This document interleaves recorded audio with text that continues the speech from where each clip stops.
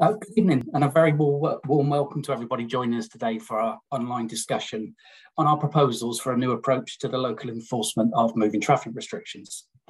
For those of you who don't know me, my name's Chris Major. I'm Director of Place Management for Bath and North East Somerset Council. And I'm joined this evening by two colleagues, Andy Dunn, who's our head of our parking services function, and Paul Garrett, who heads up our traffic and network management function. So very briefly, what we're talking about tonight. Bath and North East Somerset Council, along with a large number of local authorities across the country, are applying to central government for powers to enforce moving traffic contraventions with ANPR technology, automatic number plate recognition cameras. Whilst the police currently have these powers to carry out this moving traffic enforcement, I think we'd all recognise it's probably not a priority for them. So the council would be able to make enforcement more consistent to help reduce that level of contraventions that are occurring at some locations. And this will help, amongst other things, I suppose, to help make our roads safer and tackle the congestion we see every day on our network. An important point I'd like to make at this juncture, I suppose, is this isn't about raising revenue or an easy way to make money for the council. Over time, we hope to improve compliance so that our roads are safer for everyone. I think we'll start by handing over to Andy, who's going to give us a short presentation on the details of the proposals. During the presentation, we'll turn off the chat function, but feel free to add in any questions into the Q&A box. And at the end, we'll get round to answering as many as we possibly can.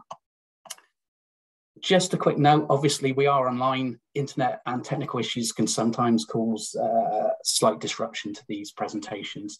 If anything happens, we'll do our best to deal with it as we go along. If not, we'll put up any messages we need to do. So no further ado, I'm going to hand over to Andy and he'll run through the presentation. Thanks, Andy. Thanks, Chris. Okay, so welcome everyone. Okay, so firstly, what is a moving traffic restriction in the context of these powers specifically as well? So a moving traffic restriction, it includes no entries, it includes banned turns, it includes yellow box junctions. Well, a range of images that you can see on here. This isn't an exclusive list, there are more, and you can see the full list in our consultation online. It also includes goods vehicle weight restrictions. These are environmental weight restrictions. These are where the weight limit prevents large vehicles from using appropriate roads and areas. It does not include, however, speeding. It also doesn't include width restrictions and structural weight restrictions. These remain enforceable by the police.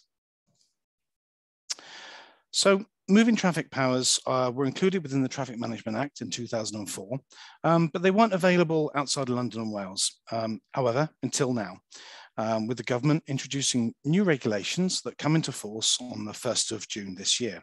The government have already decided that all councils will get these powers, so we're currently consulting upon locations where we will use them. We submitted an expression of interest for these powers in the summer of 2021. And the deadline for our application is May the 20th this year. So that's about 6 or 7 weeks away. The use of these powers is about achieving compliance with the restrictions. I must stress that point. It's not about raising revenue. And our approach, I hope you'll agree, reflects this. So the regulations require these restrictions to be enforced with ANPR traffic cameras. That's the same cameras that we currently use to enforce bus lanes within the centre of Bath. This is where we capture colour video evidence. It's then reviewed by a qualified officer, and that's to demonstrate that the contravention occurred and that any action we take is proportionate. In order to be authorised to use these powers, we must have evidence that we've consulted with the local community on their use at specific locations. And again, that's the purpose of this consultation. So again, we're not consulting on the principle of having these powers as from the 1st of June, the new regulations, they'll already be available to us. We recognise that there will be many locations for camera enforcement, as these are existing restrictions already out there in the community. However, our priority at this stage is to focus on locations that allow us to meet this tight deadline, to meet the application. These new regulations also provide an opportunity to review our existing bus lane signage and to consider perhaps using the better well understood blue signs. We've recently introduced these at Milson Street in the centre of Bath and saw an improvement in compliance. Additionally, bus lane penalty charges, bus lanes will be brought within these regulations, as I've already mentioned, and the penalty charge will be aligned to the higher rate for PCNs. That's increased from £60 to £70. But alongside that, there'll be an increase in the duration of the discount rate. Currently, it's 14 days, but a recipient from the 1st of June will get 21 days to benefit from that discounted rate. So the Council's main aim is to improve people's lives, and we're following two of the core policies to do this with moving traffic enforcement. Moving traffic enforcement will help us to meet our statutory traffic management needs. It'll help make our roads safer. It'll help reduce congestion, particularly at these proposed locations, where it may even help to reduce carbon emissions from transport as a consequence, although that is not its aim. This consultation provides an opportunity for views to be expressed by those within the community about the locations where we're looking to enforce, and also for additional locations to be suggested to us. Moving traffic enforcement will also align to other key existing projects that aim to improve transport. As we've already heard, the purpose of these powers is to improve compliance, as currently enforcement is not a core priority for the police. It's not about raising revenue. I know I've said that before, but it's important to make that point. To ensure that we can achieve this objective, we will evaluate all the locations where we propose to use moving traffic enforcement powers against the following hierarchy of principles that you can see on screen. By ensuring that enforcement action at all locations will improve public safety, protect public infrastructure, improve spaces for people, prioritise active travel, and reduce congestion. And a key part of this approach is monitoring and evaluation, because that will ensure that enforcement action is, or indeed continues to be, the most appropriate way for us to achieve the objectives that I've already set out. So by undertaking this monitoring and evaluation, we can understand the frequency, severity, and impact of moving traffic contraventions at any particular location that we're enforcing. And we can evaluate this against an appropriate solution to achieve compliance according to a second hierarchy. And this second hierarchy is based on the Council's strategy of a focus on prevention. So what does that second hierarchy look like? Well, firstly, it's to review an engineering solution. Can we actually prevent or make it harder for motorists to commit a contravention in the first place? This could, for example, be a change in curb lines. Secondly, is to consider educational. Are motorists actually aware of the restriction? And do we need to improve the signs or add additional advance warning signs at these locations to help increase awareness? And lastly, we have enforcement action. So following this hierarchy, enforcement action is our lowest priority. It is about achieving compliance after all. Because where there's no practicable solution from an engineering or an educational perspective, we want to go about preventing that we can't prevent the initial contravention, but we want to prevent further contraventions. So enforcement action is the right approach to take that. And as part of that enforcement action, there's a crossover back to education, because we'll also be issuing warning notices for the first offence for a period of 6 months. And that's not for 6 months from the moment we have adopt the powers. That's for 6 months from the implementation point of enforcement action at any location. So moving traffic enforcement, as I've said, is currently the responsibility of the police. However, the introduction of civil enforcement allows us to be more proactive. And we'll all recognise that there's a small proportion of motorists that feel it's appropriate to sometimes ignore restrictions. And it's not a police priority to deal with that. But by taking proactive action, we can improve and fulfil our statutory duties and legal obligations to manage that traffic on the highway. And again, through this ongoing monitoring and evaluation, and I keep repeating the same things, but they're part of the theme that's running through our approach here. The monitoring and evaluation helps to support our efforts. It helps to understand where improvements can be made to necessary engineering and educational solutions that we've implemented, all designed to help prevent dangerous vehicle manoeuvres and protect pedestrian safety. The civil enforcement will align to our existing approach for parking and bus lanes. This is about ensuring that we're transparent, that we're accountable, that we're proportionate, and any action we take is consistent and only taken where absolutely necessary. And again, after the issue of a warning notice.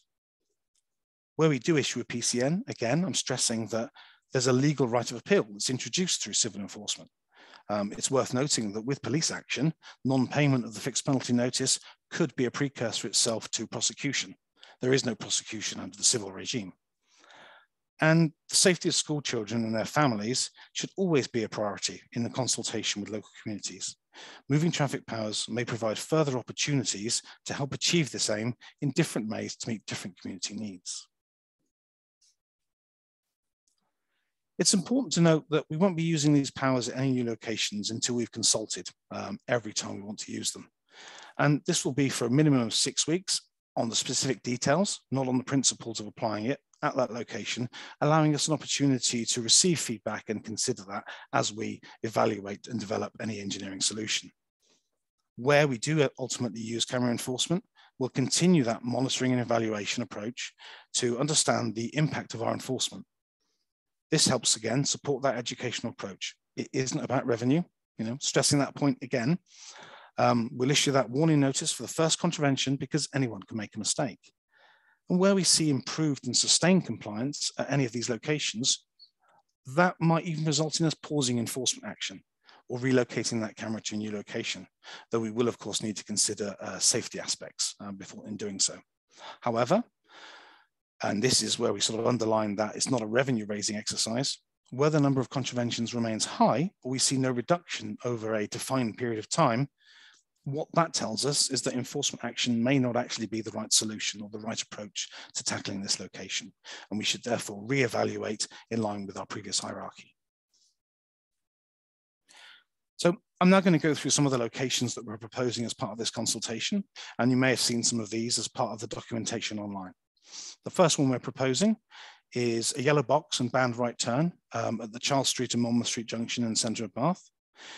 The yellow box is a junction controlled by traffic signals in the centre of Bath, and vehicles can approach it from multiple directions. So the yellow box itself is very busy. Vehicles that approach the junction from a northbound direction, as seen in this view here, are directed with road markings indicating to the left and to the straight on. There's a no right turn signage indicated by the traffic signal heads. This location demonstrates a relatively high number of contraventions throughout our survey period, and the use of warning notices and advanced warning signs is key to ensure we can meet our objective of improved compliance at this location. The second location is also in Bath, and this is the junction of George Street and Gay Street. So we have a band right turn as you move westwards along George Street. This is designed to stop dangerous traffic movements into Gay Street and to keep the corner clear so that larger vehicles are able to negotiate the left turn without any issue. Contraventions of this restriction also put the safety of pedestrians at risk. It's a central location in busy Bath. They may not be expecting vehicles to turn right into Gay Street. It's a key route itself from Charlotte Street car park as well. And we often see pedestrians crossing at points other than those guided by our engineers. You'll also notice there's a yellow box here, and I've not talked about the yellow box. And that's important to note because we're not proposing to enforce this yellow box junction. And this is simply because following our assessment and evaluation, the exit to the yellow box on George Street is not clearly visible from the start on Gay Street. And it wouldn't be appropriate to us to implement moving traffic enforcement on that basis. However, the box will remain because it's essential and vital to ensuring that the road is kept clear as possible to allow those large vehicles to turn. Moving out from the city centre, we have a commercial weight limit on Brook Road in Bath. This is a commercial weight limit indicated by the signs shown here, of 7.5 tonnes. And this is to protect the railway bridge structure and also prevent larger vehicles from entering smaller residential streets beyond the structure. Again, I've talked about at the start about the different types of weight restriction, and it's worth noting that, and now we come to this location, because this location is an environmental weight restriction. It prohibits goods vehicles only above that weight. The other one being structural restrictions, which prohibit all vehicles. Unfortunately, moving traffic powers don't provide us the ability to enforce an environmental weight restriction, but again, the police retain this power. Newbridge Hill in Bath, Newbridge Road. So this is where the road's interfaced by what used to be the Western Pub near the entrance to the cemetery. We have a set of traffic signals, which has a banned left turn up onto Newbridge Hill. The aim of this restriction is to deter drivers from making that turn because it's a potentially dangerous manoeuvre, both in the face of incoming traffic, and we also have a pedestrian crossing just the other side of the junction, which brings vehicles potentially into conflict with pedestrians. The contraventions there are relatively low throughout our survey. However, the potential for conflict with pedestrians at the crossing means that it's a location that we've considered and taken forward. And the final location is one outside of Bath. It's in the town of Keynsham. So Keynsham has a new one-way system on the high street.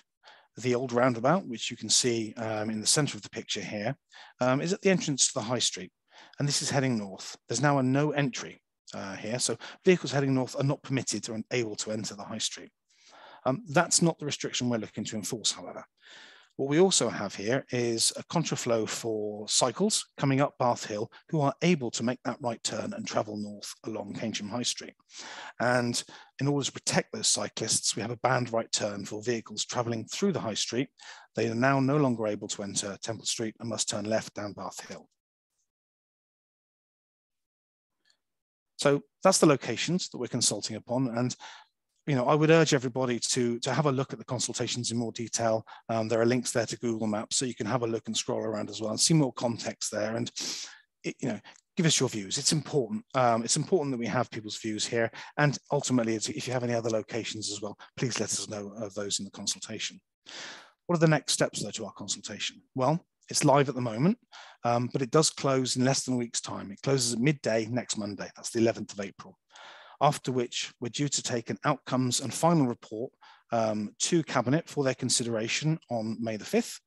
And if we're successful through that process, we hope that our application will be submitted to the Department for Transport by May the 20th. That would see us having our designation order and having the powers granted on the 1st of June. And we'd be looking to implement enforcement of these locations by the autumn and winter 2022, subject to funding and supplier availability. Thank you. Thanks, Andy, for that run through. If you can stop sharing your screen, that would be great. Excellent. So at this point, we're happy to take any questions. Perhaps to get us going, I'll go through a number that have been pre-submitted by different people to allow us to sort of understand the themes coming through the consultation to date, for example. Okay, so first of all, do these powers now make camera-enforced school streets much more likely? And will each school street that uses ANPR cameras need to go through the application process?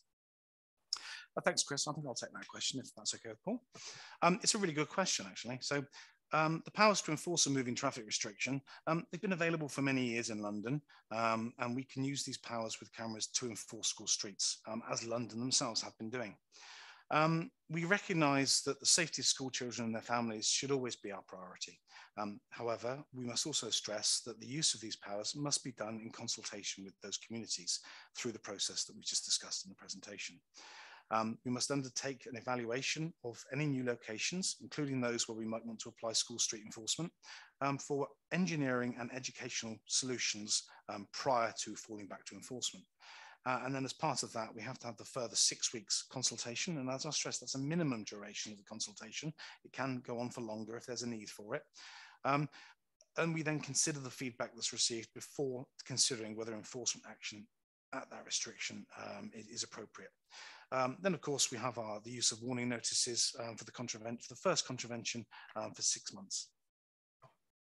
Okay, thanks for that, Andy. You've moved your mic, so you were a little bit quiet, but I think I got the gist of what you're saying. So what you're saying is this proposal can be used for school streets, but we have to consult on each and every location before we can bring it in. And it's about finding the right location for the right type of scheme. That's correct. Thanks for that. I think I've paraphrased it very nicely. I haven't received any other questions within the Q&A at this point that I can see. So what I'm going to do is run down some of the questions I have, if that's okay, and we can go through them instead. For me, one of the key issues I always have is about how do proposals affect groups who are harder to reach or may have disabilities, for example. We understand as a local authority that disabilities come in many shapes, many sizes. So can you just reassure me that the thought process you've gone through about how these proposals might affect those with a range of disabilities? For example, I assume we've gone through a process of equalities impact assessment and similar. Thanks, Chris. I'll take this one again, if that's okay. So I think with these restrictions and with moving traffic enforcement, I think we have to be honest that these are already existing restrictions that are on the network, and therefore all drivers are expected to comply with them. And as such, they've already been through the statutory consultation process in order to implement that TRO, giving people an opportunity to feed in and have their say. I think that we do also know that where drivers fail to comply with traffic restrictions, the impact they have may be felt more greatly by road users with disabilities. For example, I think if you had a disability, you may be more likely to be caught out or unable to react as quickly in a situation where a driver has committed an illegal move and contravenes this restriction. And of course, that may place you at greater risk. Of course, we're doing a consultation at the moment, and feedback from any individuals with disabilities is crucial to helping us understand the wider picture and helping us to finalise our equalities impact assessments, which we'll take forward as part of the final reports and paperwork to Cabinet on the 5th of May. But let's not forget that the government have agreed to give us these powers, and they've already been used successfully for some time now in London and more recently in Wales, particularly in Cardiff, and we're not aware of any identified detriment to disabled road users as a result of the enforcement of these existing restrictions. Oh, thanks, Andy. That's really helpful. So again, I think that point about reiterating the need to understand the context from everybody, but recognising these are existing restrictions that motorists in the main probably already abide by on a daily basis. Okay, what about the perception that perhaps we're trying to further restrict people from driving on all the roads in Baines? It's a fair comment, isn't it? Is that what we're trying to achieve here? Well, I'll answer that one, Chris. So, I mean, there may be that perception, but the reality is these are all existing restrictions. But this consultation is not about putting any new traffic restrictions in place at all. It's really about trying to get better compliance with what's there already. And so these are all in place for good reasons. Banned turns, yellow box junctions. We don't want people blocking junctions or taking turns that are dangerous. So these are kind of already set. It makes sense to do it. They're there for a reason, but in some places we don't have good levels of compliance. And by getting better compliance, it means that the network will both be safer, the road network will be safer, and it'll help traffic to flow that little bit better. Particularly in Bath, it's a really congested road network at times. And I think we've all experienced junctions being blocked sometimes, and that can quickly cause knock-on effects to other roads. It can happen really quickly. So if we can get traffic flowing better, then that's making our road network more efficient, and it helps everyone move, and particularly buses. So some of these locations are particularly going to help buses. One vehicle carrying lots of people, that has quite a lot of impact. So if we can help buses in particular get through roads and improve their journey times, then that's a benefit for all. So it's not a further hit on the motorist that it might be seen by some. It's just about making what's there already work better. Thanks, Paul. That's really interesting, isn't it? I think we all recognise that people deciding to use public transport, for example, demand reliability. It's one of the key issues that get raised time and time again. So using these powers will help to improve that reliability of bus services, which has got to be a win for all users of public transport and the network as a whole. That's great. Thank you. I suppose the next question, I suppose more directed at Andy, I suppose. You talked about speeding very quickly at the beginning. So just reiterate that position. You're not going to be enforcing speeding through this mechanism then? No, that's right. So the restrictions that we can enforce, they're set out in powers that have already been laid down within the Traffic Management Act, Schedule 7, for anyone that's watching and wants to follow up on that.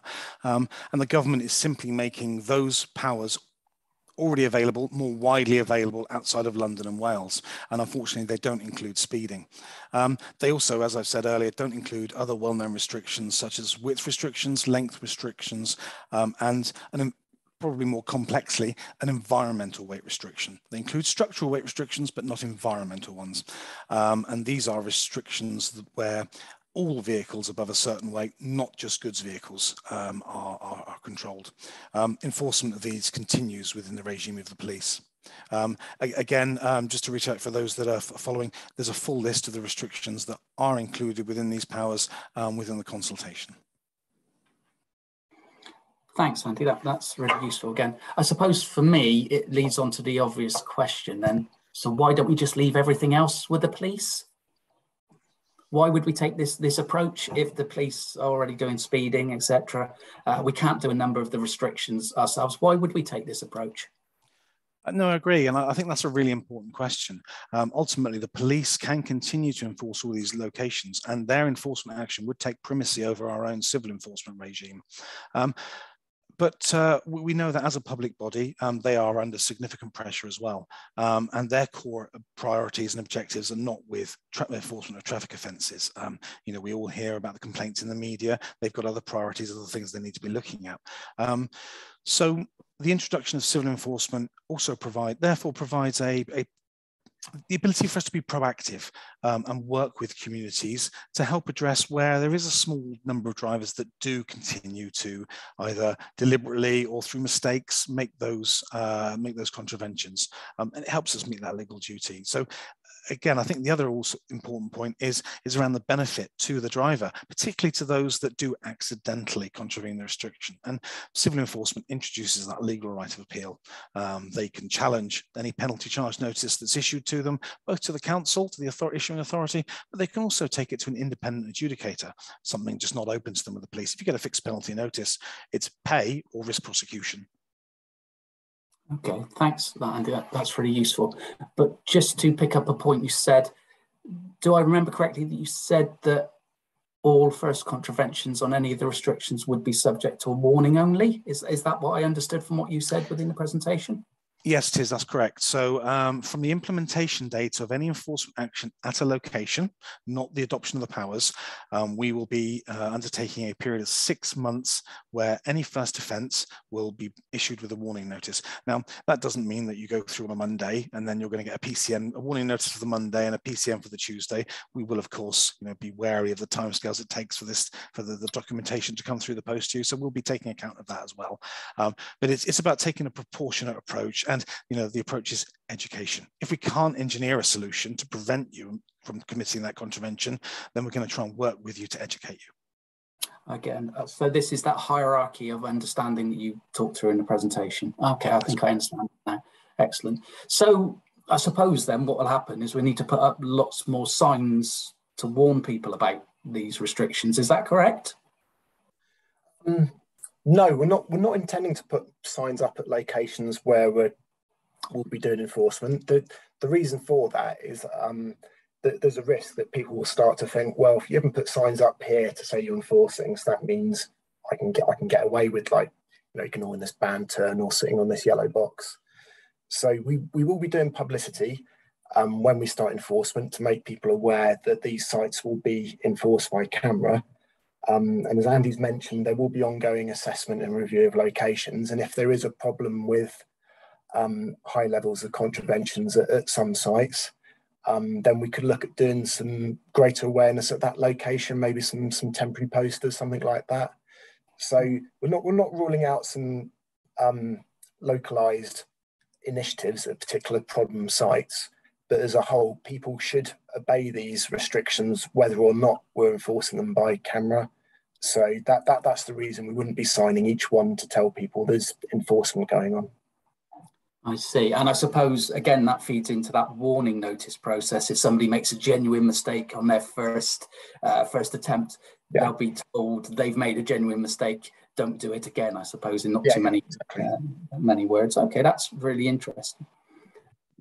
I suppose for me, the other thing that I get lots of questions on and into my email on a regular basis is about what will happen against cyclists and e-scooters. They're on the road networks as well. Are we going to enforce against them?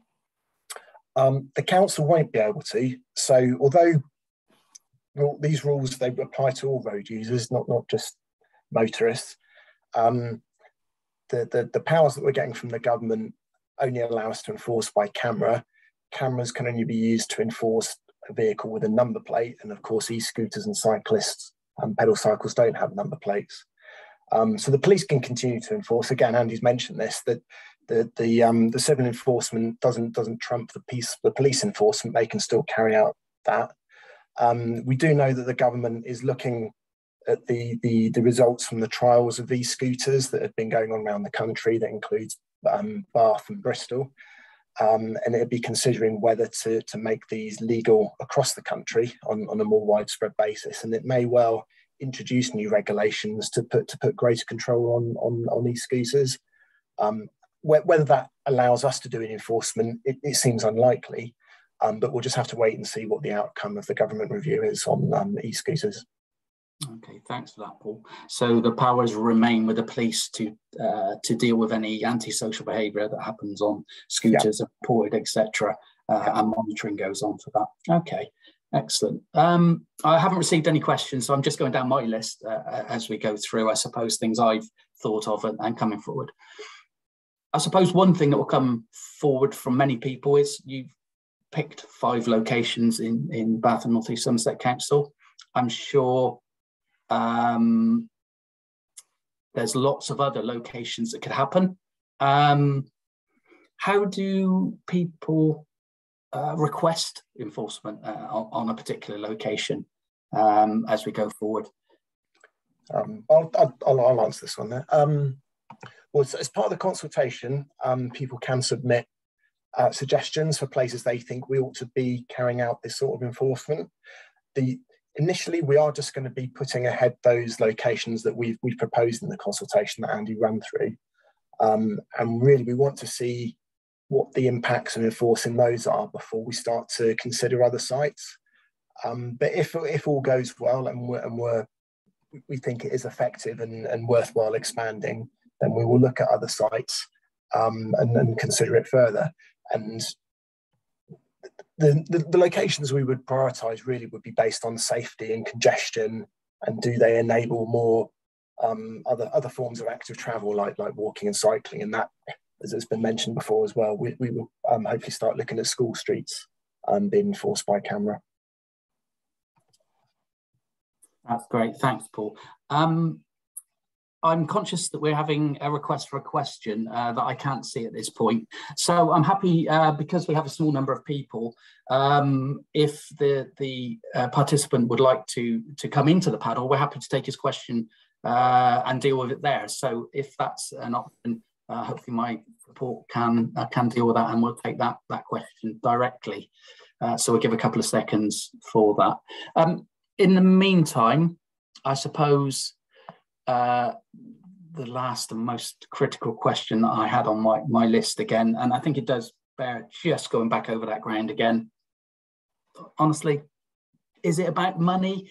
Are these powers about money? Because I'm sure that many people across the country will be saying that. I know there was a number of national paper, mainstream media headlines about it today of various different pros and cons. Is it about money? Can you just reassure everybody one last time? I'll happily take that one. I think that sits well within my remit.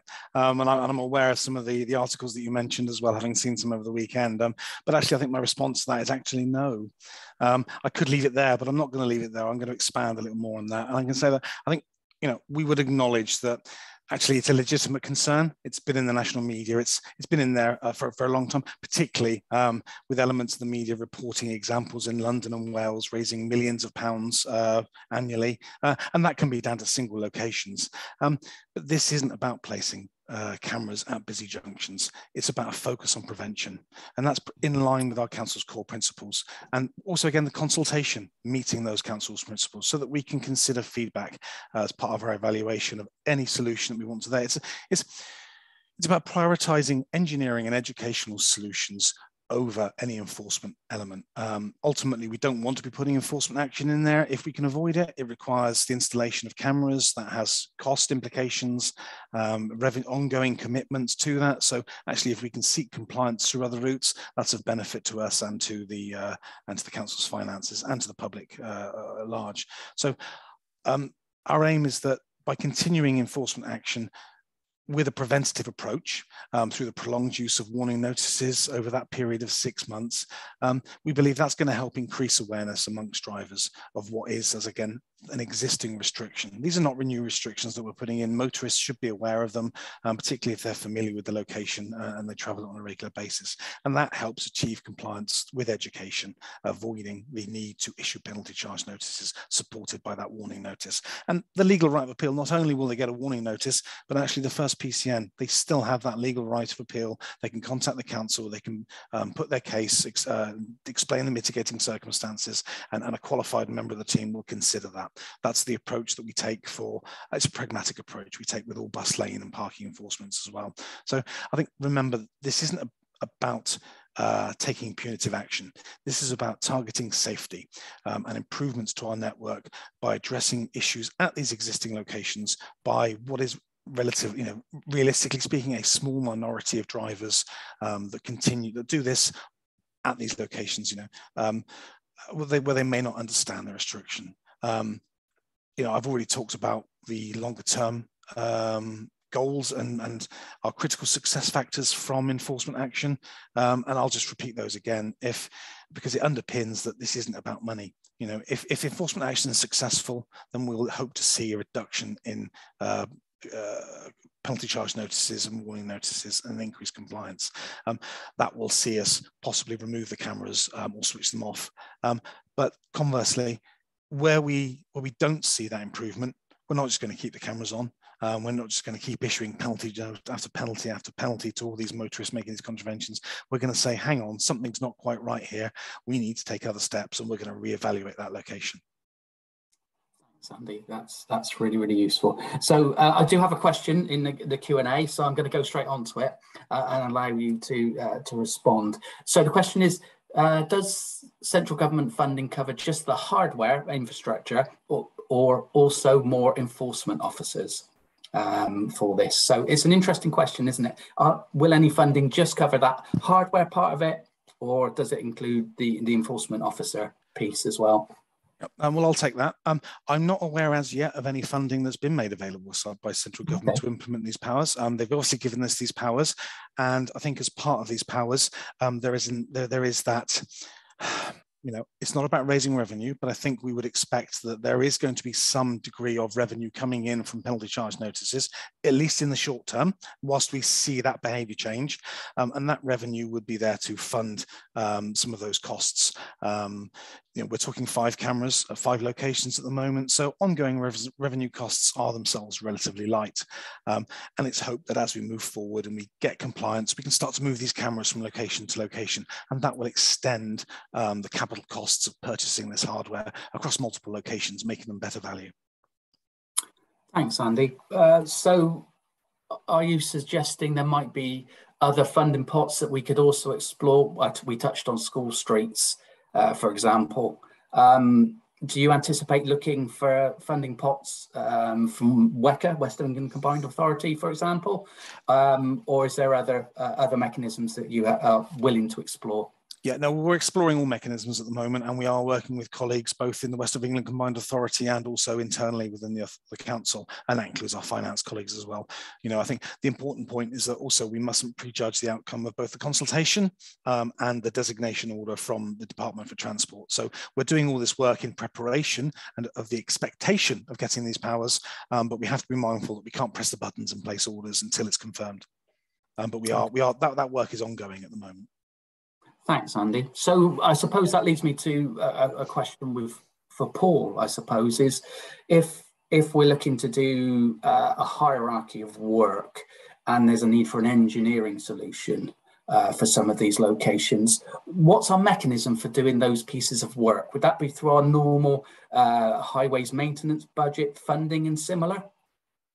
Yeah, so we do get a relatively modest annual budget for minor highway improvements, and if the ongoing assessment and monitoring that Andy's team will do identifies as a particular problem with one site, then we would look, is there an engineering solution? So it might be where you've got a band turn, do we need to alter the layout of the junction slightly to make it more difficult to make that turn, or do we just need to improve the signage? Do we need to put up an advanced warning signage? So I suppose an example would be Milsom Street, where we've got a bus gate. We've put up advanced warning signage, so you don't just rely on the signs at the entrance to Milsom Street itself. On George Street, as you approach it, there's signs letting people know there's that bus gate restriction ahead. So it could be that sort of thing. But I think I would stress again what I mentioned. We will review all sites before any enforcement starts to make sure they are very clear. But if there are still issues after enforcement begins, then we will look at them again, and just see what we can do. Excellent, thanks, Paul. I don't have any more questions on the Q&A session. I've answered all of the questions that I've picked up through the submissions and my own questions on the scheme. So perhaps it's time just to call it to an end. So I'd like to thank my panelists, first of all, for taking the time out and talking through this with me. Really important. I'll just reiterate the timelines. The consultation is still open until midday on Monday, the 11th of April. And the next steps will be to take the feedback to a meeting of the Cabinet on the 5th of May. Obviously, that's a public meeting. All members of the public are entitled to make statements and talk in favour of any solution. So there is a mechanism there.